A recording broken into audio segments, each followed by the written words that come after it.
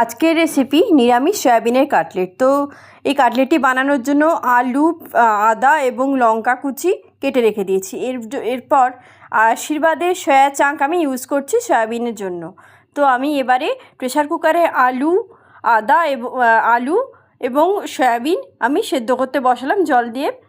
একটা সিটি দিলেই আমি তুলে নেব। দেখুন, আলু এবং সয়াবিন পুরোপুরি দিয়ে দেওয়া হচ্ছে প্রেসার কুকারের মধ্যে। এরপর এটিকে সেদ্ধ করা হলো একটা সিটির জন্য।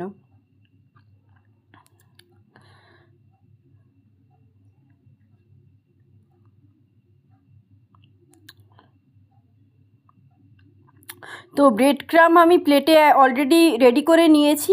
তো সেদ্ধ করা সব জিনিসপত্রগুলো আমি এবারে মিক্স করে নিলাম, একসাথে পেস্ট হয়ে গেল পুরোপুরি। এবং এরপরে এর মধ্যে সব মশলা দেব, এক এক করে নুন, হলুদ এবং জিরে গুঁড়ি দেওয়া হয়েছে। এবং এটাকে ভালো করে মাখানো হবে এবং তার সঙ্গে ব্রেড ক্রাম্ব একটু দিয়েছি যাতে একটু আঠা আঠা হয়, মানে শক্ত হয়, অনেক সময় নরম থেকে যায়, সে কারণে যাতে একটু আঠালো হয়ে যায় সেই জন্য ব্রেড ক্রাম্ব দেওয়া। তো এবার এগুলো সমস্ত মশলাগুলি ওই পেস্টের মধ্যে নিয়ে মাখিয়ে নেওয়া হচ্ছে।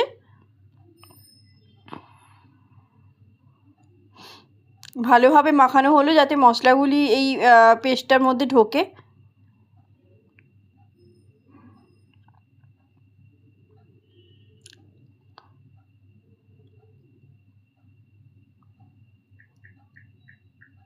অলরেডি রেডি হয়ে গেছে পেস্টটা, মানে কাটলেটের যে মেন যে জিনিসটা।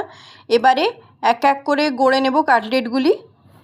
গড়ে ব্রেড ক্রাম্পে প্রপারলি মানে দুদিক কোট করব, ভালোভাবে কোট করে প্রপার শেপ দেব কাটলেটের। ব্রেড ক্রাম্পে ডুবিয়ে ভালোভাবে শেপ দেওয়া হচ্ছে।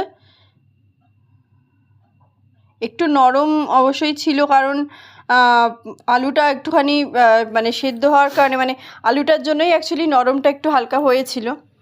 এইভাবে এক এক করে কাটলেটগুলি সব গড়ে নেওয়া হলো। এবার কড়ায় তেল দিয়ে কাটলেটটা ছেড়ে দেওয়ার পালা। কড়ায় তেল দিয়ে এবার এক এক করে কাটলেটগুলিকে ওলট পালট করে ভেজে নেওয়া হচ্ছে, এপিঠ ওপিঠ যাতে ভালোভাবে মুচমুচে হয় সেইভাবে ভাজা হচ্ছে।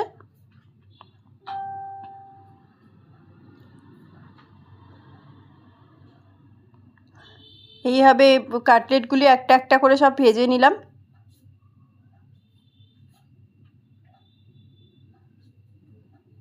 সমস্ত কাটলেট এক এক করে ভেজে নেওয়া হলো।